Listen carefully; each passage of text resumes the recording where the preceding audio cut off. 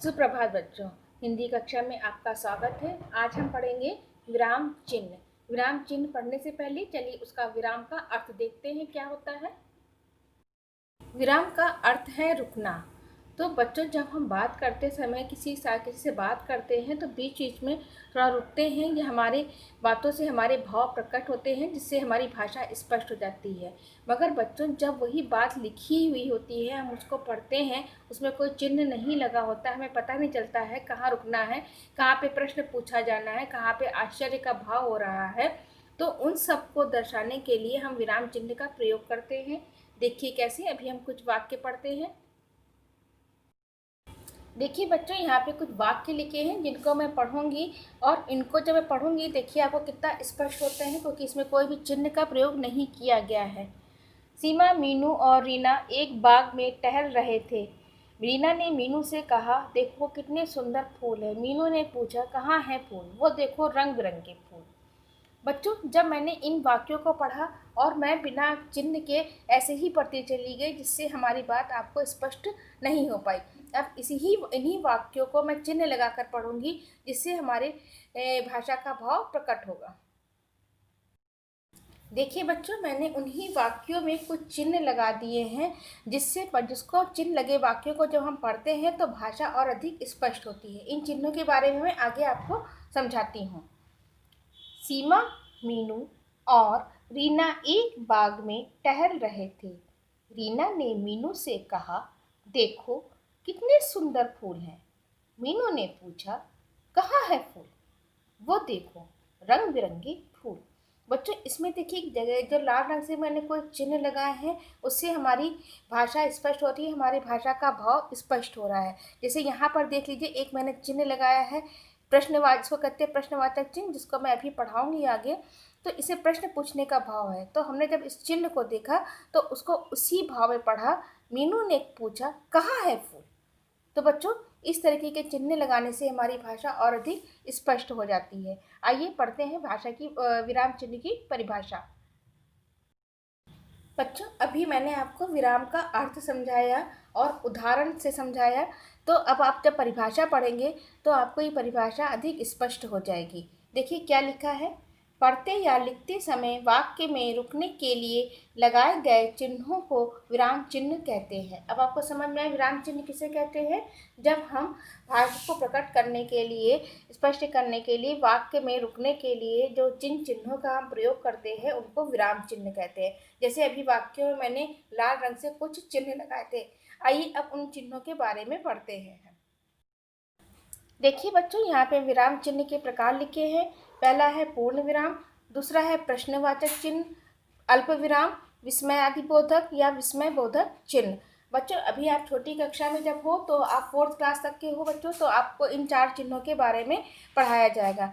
बच्चों, चिन्ह और भी बहुत से प्रकार के होते हैं, ये मैं आपको वीडियो में समझाऊंगी। मगर अगर आप छोटी कक्षा में हो तो आप इन्हीं चिन्हों को पहले ध्यान से पढ़िएगा। बच्चों, सबसे पहले आता है पूर्ण विराम। पूर्ण का अर्थ होता है पूरा, विराम का अर्थ होता है रुकना, मतलब पूरा रुकना। तो इसमें क्या लिखा है, वाक्य के पूरा होने के बाद यह चिन्ह लगता है। जब हम अपनी बात में कोई भी वाक्य को पूरा कर लेते हैं तो उसको दर्शाने के लिए हम इस चिन्ह का प्रयोग करते हैं। देखिए उदाहरण देखिए। हरि और रमन 2 मित्र हैं। ये दोनों एक ही गांव में रहते हैं। देखिए इसमें ये पहला वाला वाक्य यहाँ खत्म हुआ है, तो मैंने यहाँ पे पूर्ण विराम का चिन्ह लगाया है। दूसरा वाला वाक्य यहाँ खत्म हुआ है, यानी कि पूरा हुआ है, यानी कि पूर्ण हुआ है, तो यहाँ पे मैंने पूर्ण विराम का चिन्ह लगाया है। तो आपको बात समझ में आ गई। वाक्य को जब पूरा हो जाता है तो हम इस चिन्ह का प्रयोग करते हैं। चलिए आगे देखते हैं। बच्चों, दूसरा विराम चिन्ह है अल्प विराम।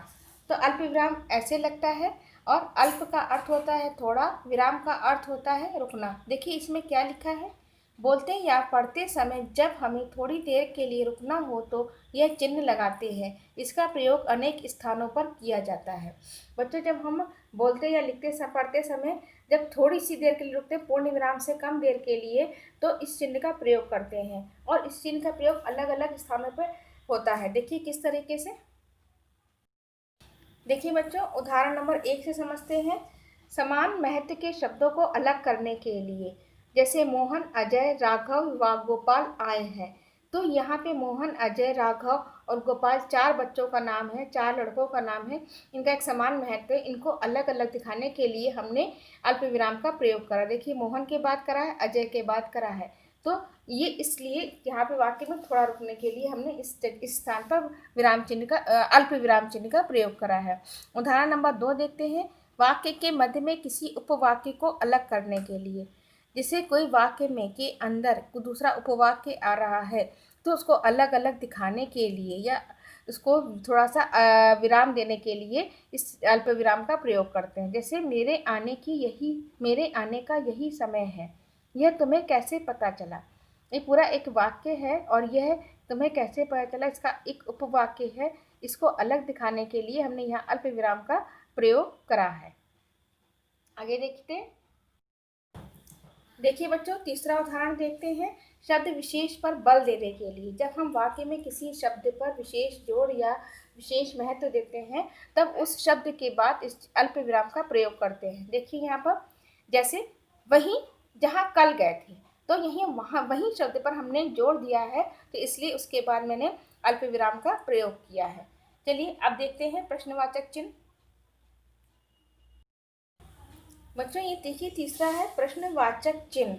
प्रश्न के नाम से स्पष्ट होता है। प्रश्नवाचक मतलब प्रश्न बताने वाला चिन्ह।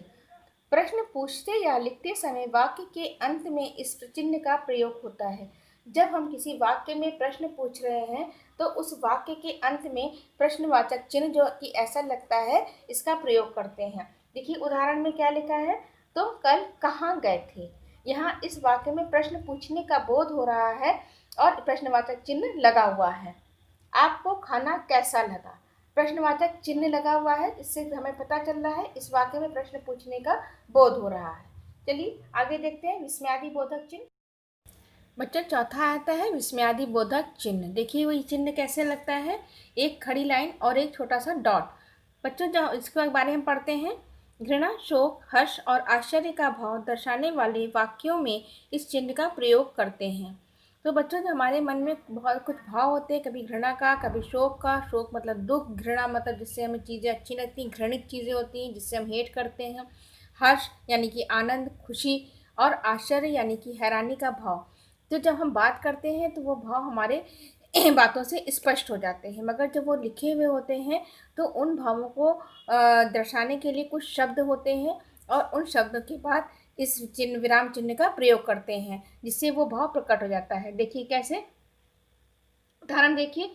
अरे तो कब आए, तो मैंने जिसको पढ़ा अरे तो कब आए, तो अरे के बाद देखिए मैंने एक आश्चर्य दिखाया। अरे एक हैरानी का भाव है, आश्चर्य का भाव है और उसके साथ विस्मयादिबोधक चिन्ह लगा है।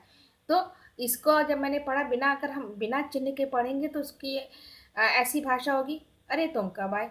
अब मैंने चिन्ह के साथ पढ़ा, अरे तुम कब आए, तो आश्चर्य का भाव प्रकट कर रहा है ये वाक्य और इसमें आश्चर्य के प्रकट करने वाले भाव का शब्द है और उसके साथ विराम चिन्ह, विस्मयादिबोधक विराम चिन्ह लगा हुआ है।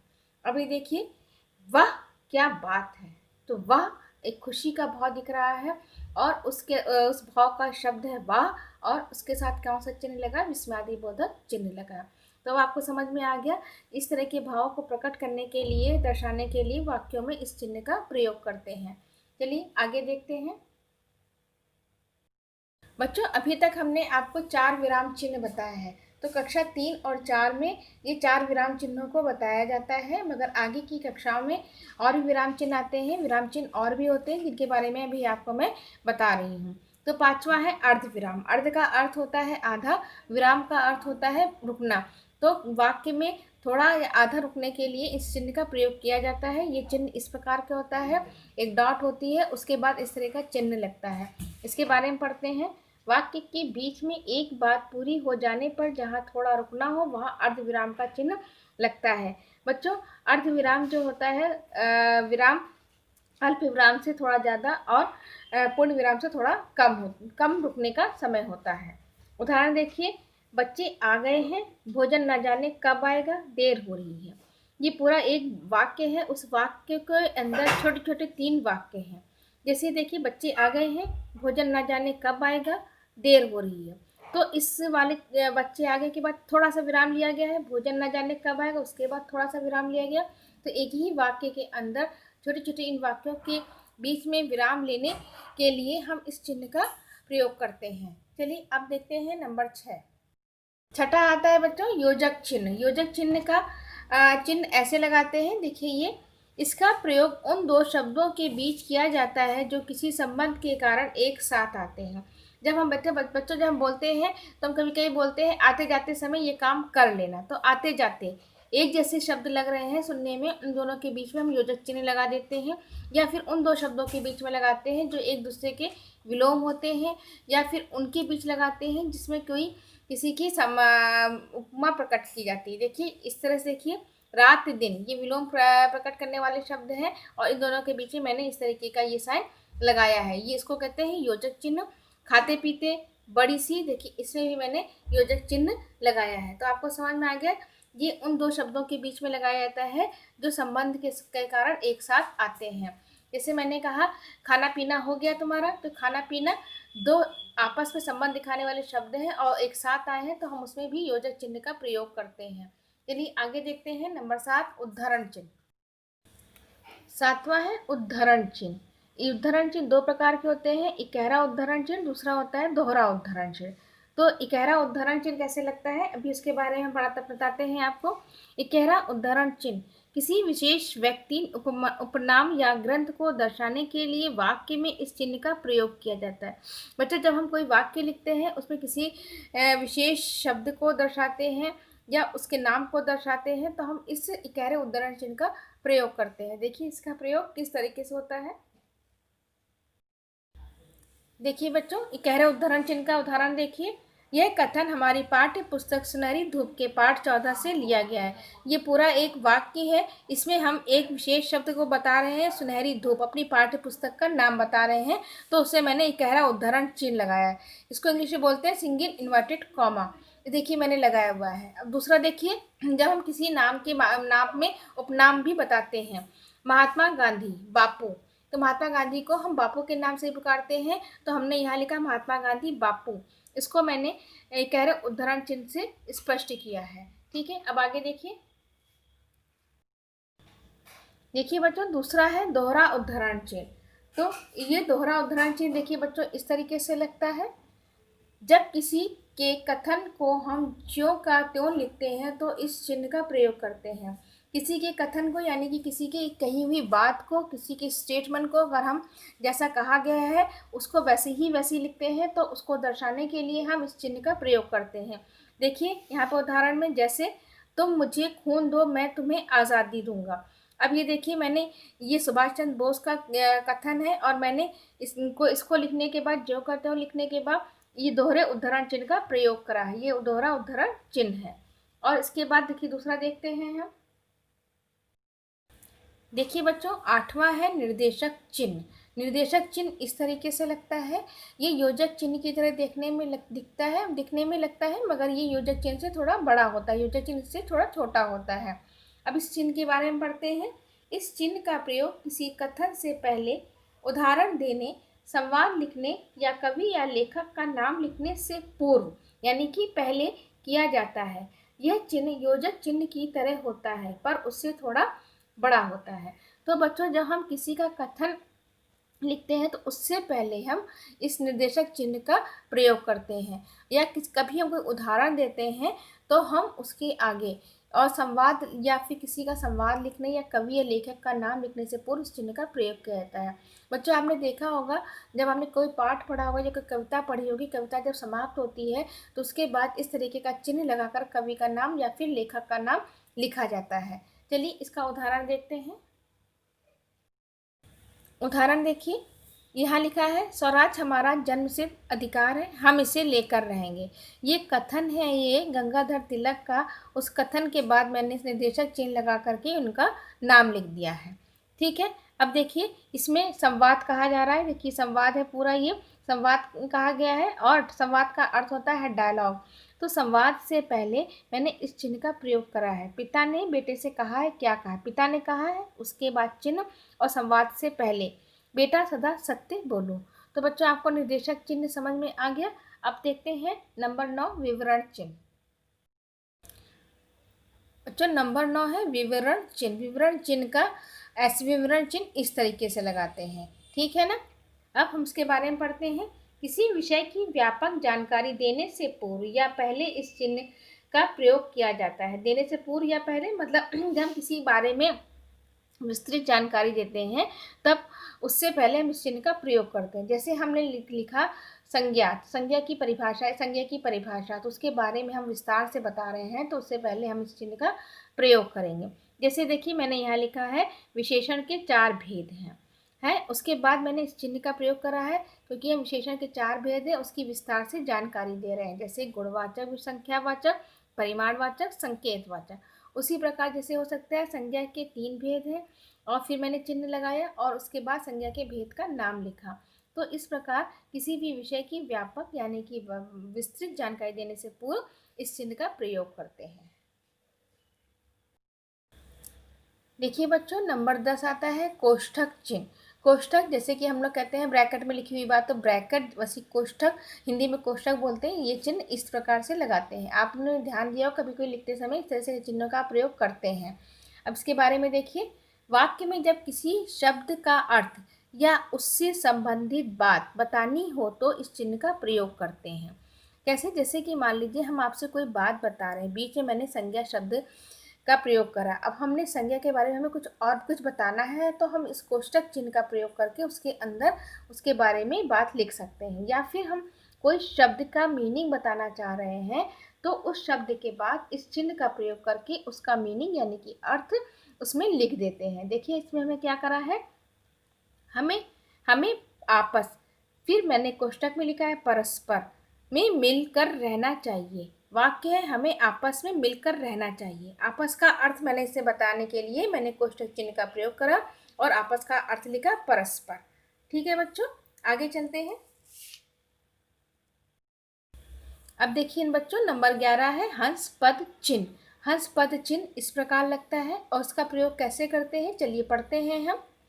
जब हम वाक्य में कुछ लिखना भूल जाते हैं तब इस चिन्ह का प्रयोग करके उस शब्द या शब्दों को वाक्य के ऊपर लिखते हैं। बच्चों सपोज जैसे हम कोई वाक्य लिख रहे हैं उसमें लिखना कुछ भूल गए हैं तो जिस शब्द के बाद लिखना भूल गए हैं उस शब्द के बाद इस चिन्ह का प्रयोग करते हैं। कैसे करते हैं चलिए देखते हैं। उदाहरण देखिए, तुमने वाह कहाँ रख दी। अब ये वाक्य पूरा लिखा है मगर मैं इसमें पेंसिल शब्द लिखना भूल गई। मुझे लिखना था तुमने वह पेंसिल कहाँ रख दी। अब हमें पेंसिल शब्द को इसमें जोड़ना है तो कैसे जोड़ेंगे, तुमने वह, उसके बाद हमें पेंसिल लिखना था तो हमने इस चिन्ह का प्रयोग करा हंसपद चिन्ह का और हंसपद चिन्ह का प्रयोग करके शब्द को उसी वाक्य के ऊपर लिख दिया। तो वाक्य ये पूरा दिख गया, तुमने वह पेंसिल कहाँ रख दी। इस चिन्ह का अर्थ ये होता है बीच की भूली हुई बात, भूले हुए शब्द को ऊपर लिखा गया है तो उसको जोड़कर पढ़ा जाए। बच्चों हंस पद चिन्ह का चलिए दूसरा उदाहरण देखते हैं। यहाँ लिखा है आराम बैठ जाओ।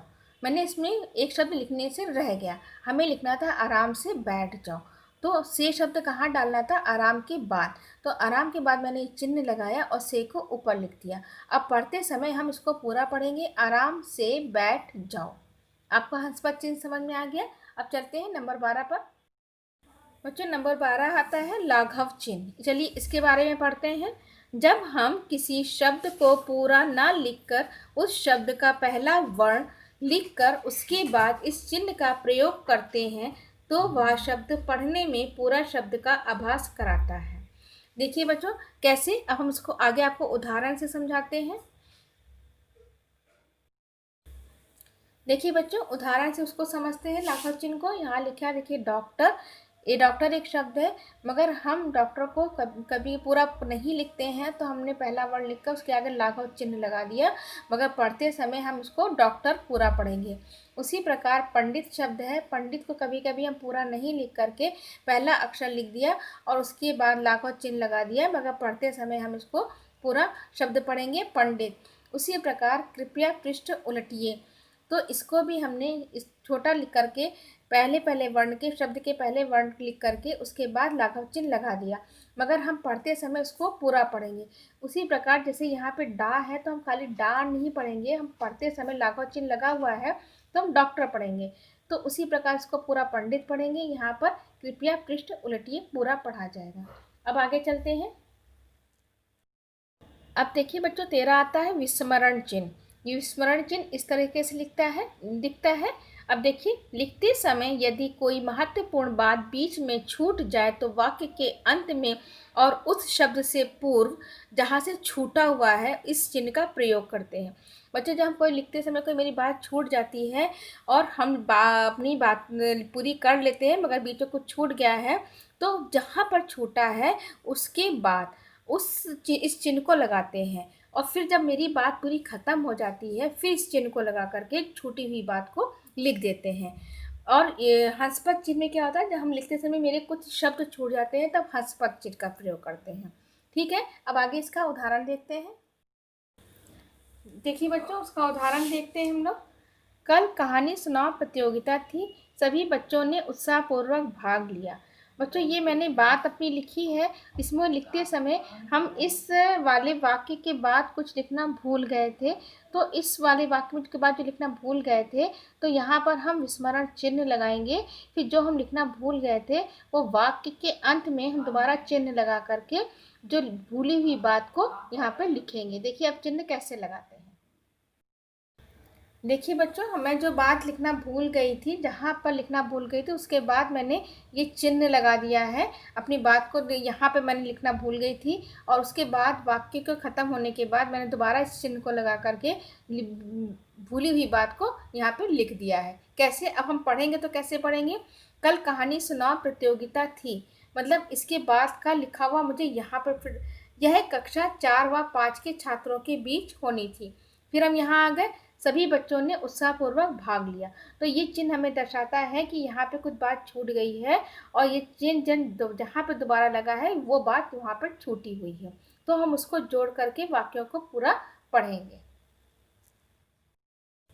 बच्चों, 14वां आता है विस्तार चिन्ह। विस्तार चिन्ह हम इस तरीके से लगाते हैं, जब किसी गीत की पंक्तियाँ या कोई कथन, पंक्तियाँ मीन्स लाइन, कथन मीन्स कहीं भी बात बार बार दोहराया जाता है तो विस्तार के चिन्ह का प्रयोग करते हैं। जैसे हम किसी भी गीत में कई पंक्तियाँ होती हैं, उनको बार बार हम दोहराते यानी कि रिपीट करते हैं, तो उनको पूरा दोहराने की बजाय हम कुछ शब्द लिख करके ये चिन्ह लगा देते हैं, मगर उसको जब हम पढ़ते हैं या गाते हैं तो हम उन पंक्तियों को पूरा पढ़ते हैं। देखिए इसका प्रयोग किस तरीके से करते हैं। देखिए उदाहरण में देखिए, ये एक गीत लिखा है, हम होंगे कामयाब, हम होंगे कामयाब, हम होंगे कामयाब एक दिन, मन में है विश्वास, पूरा है विश्वास, हम होंगे। फिर वो विस्तार चिन्ह लगा है। तो इस चिन्ह का मतलब है कि जो लाइन हम पहले पंक्ति पढ़ चुके हैं उसको फिर से पूरा दोहराना है। हमें यहाँ पर रुकना नहीं, हम होंगे के बाद रुकना नहीं है। हम यहाँ पर पढ़ेंगे हम होंगे कामयाब। समझ में आ गई बात आपको, विस्तार चिन्ह समझ में आ गया।